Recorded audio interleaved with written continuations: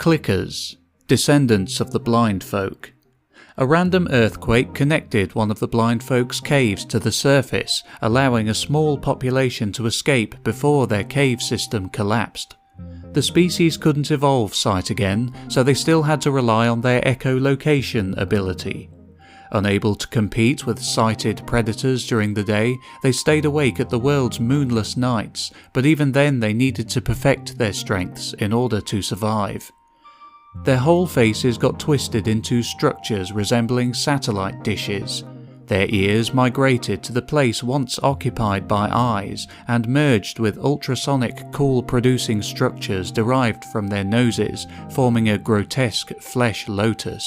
This face sonar proved so precise that clickers could literally see forms and even textures in the reflected sounds. With this ersatz sight, the blind folk's descendants became the world's best nocturnal predators, and the need to process all the complex signals from the sonars boosted the evolution of their brains. Inevitably, one species from this lineage made it to sentience. Huge cities, designed with great attention to acoustics and decorated with sculptures and bas-reliefs, sprawled all over the planet.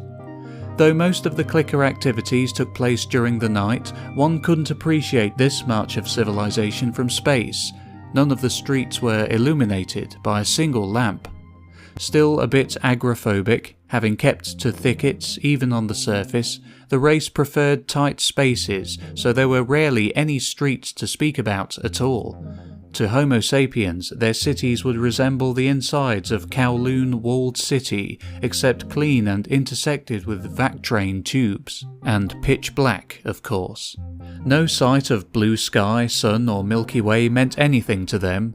Everything above the horizon looked just like a vast void to their sonars, and that, understandably, made them uncomfortable. The clickers didn't even know other stars existed before they received signals from their post-human cousins.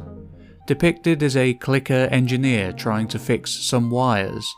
Note the reduced whiskers, useless in the race's new spacious environment, and the elongated antennae like fingers specialized on touch.